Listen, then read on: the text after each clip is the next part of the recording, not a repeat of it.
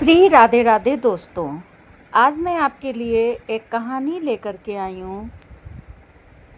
भगवान पे विश्वास कहानी, जिसे सुनकर बड़े से बड़ा नास्तिक हो जाएगा आस्तिक। बहुत से लोग नास्तिक होते हैं, लेकिन फिर भी उनके साथ ऐसा कुछ होता है कि वो भगवान में विश्वास करने लग जाते हैं। आज की कहानी कुछ ऐसा ही संदेश लेकर आई है। भोलानाथ शहर की एक छोटी सी गली में रहता था। वो मेडिकल की दुकान चलाता था। सारी दवाइयों की उसे अच्छी जानकारी थी। पूरी दुकान खुद संभालता था, इसलिए कौन सी दवा कहाँ रखी है उसे अच्छी तरह पता था। वो पूरी ईमानदारी से अपना काम करता था, ग्राहकों को सही दवा सही दाम पर देता था। सब कुछ अच्छा होने के बाद भी भोलानाथ नास्तिक था। भगवान में उसका जरा भी विश्वास नहीं था। वो पूरा दिन दुकान पर काम करता और शाम को परिवार तथा दोस्तों के साथ समय गुजारता था। उसे ताश खेलने का शौक था। जब भी टाइम मिलता दोस्तों के साथ ताश खेलने बैठ जाता था।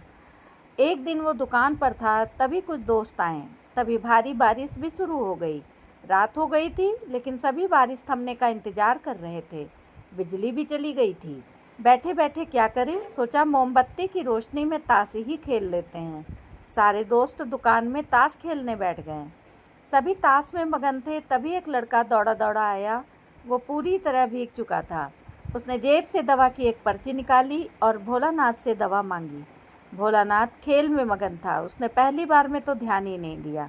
तभी लड़के को जोर से आवाज़ देते हुए कहा तभी लड़के ने जोर से आवाज़ देते हुए कहा, मेरी माँ बहुत बीमार है। सारी दवा दुकानें बंद हो गई हैं। क्या आपकी दुकान ही खुली है? आप दवा देंगे तो मेरी माँ ठीक हो जाएगी। भोलानाथ आधे अधूरे मन से उठा, पर्ची देखी और अंदाज से दवा की एक शीशी उठाकर उसे दे दी। पैसे काटकर लड़के को लौटा दिए। लड़का भागते हुए चला गया। तभी बारिश थम गई और लाइट भी आ गई। भोलानाथ के दोस्त चले गए और भोलानाथ भी दुकान बंद करने लगा। तभी उससे ध्यान आया कि रोशनी कम होने के कारण उसने गलती से लड़के को चूहे मारने वाली की दवा दे दी है। भोलानाथ के हाथ पांव फूल गए। उसका दिल जोर जोर से धड़कने लगा। उसके 10 साल की नेकी पर मानो जैसे ग्रहण लग गया। उस लड़के के बारे में वो सोचकर तड़पने लगा। सोचा, यदि ये दवाई उसने अपनी बीमार माँ को देगा तो वो अवश्य मर जाएगी। लड़का भी बहुत छोटा होने के कारण उस दवाई को तो पढ़ना भी नहीं जानता होगा। एक पल वह अपनी इस भूल को कोसने लगा और ताश खेलने की अपनी आदत को छोड़ने का निश्चय कर लिया। पर यह बात तो बात के देखी जाएगी। अब क्या किया जाए? उस लड़के का पता ठिकाना भी तो वो नहीं जानता। कैसे उसकी बीमार माँ को बचाया जाए? सच कितना विश्वास था उस लड़के की आंखों में। भोलानाथ को कुछ सोच नहीं रहा था। घर जाने की उसकी इच्छा अब ठंडी पड़ गई। दुविधा और बेचैनी उसे घेरे हुए थी। घबराहट में वो इधर उधर देखने लगा। पहली बार उसकी नज़र दीवार के उस कोने में पड़ी जहाँ उसके पिता ने जिद करके भगवान श्री कृष्ण की तस्वीर दुकान के उद्घाटन के वक्त लगाई थी। तब पिता ने कहा था, भगवान की भक्ति में बड़ी शक्ति होती है। वो हर जगह व्याप्त है और हमें सदैव अच्छे कार्य करने की प्रेरणा देता है। भोलानाथ को ये सारी बात याद आने लगी। आज उसने इस अद्भुत शक्ति को आजमाना चाहा। उसने कई बार अपने पिता को भगवान की तस्वीर के सामने हाथ जोड़कर आंखें बंद करते हुए पूजते देखा था। उसने भी आज पहली बार कमरे के कोने में रखी उस धूल भरे कृष्ण की तस्वीर को देखा और आंखें बंद कर दोनों हाथों को जोड़कर वहीं खड़ा हो गया और प्रार्थना करने लगा, हे प्रभु, कैसे भी करके उस बच्चे की माँ को वो दवाई ना मिले, चूहा मार जो मैंने दे दी है। हे प्रभु, कुछ दया करो। थोड़ी ही देर बाद वो छोटा लड़का फिर दुकान में आया। भोलानाथ के पसीने छूटने लगे। वह बहुत अधीर हो उठा। पसीना पोंछते उसने कहा, क्या बात है बेटा, तुम्हें क्या चाहिए? लड़के की आंखों में पानी छलकने लगा। उसने रुकते रुकते कहा, बाबूजी, बाबूजी, माँ को बचाने के लिए मैं दवाई की शीशी लिए भागे जा रहा था। घर के करीब भी पहुँच गया था।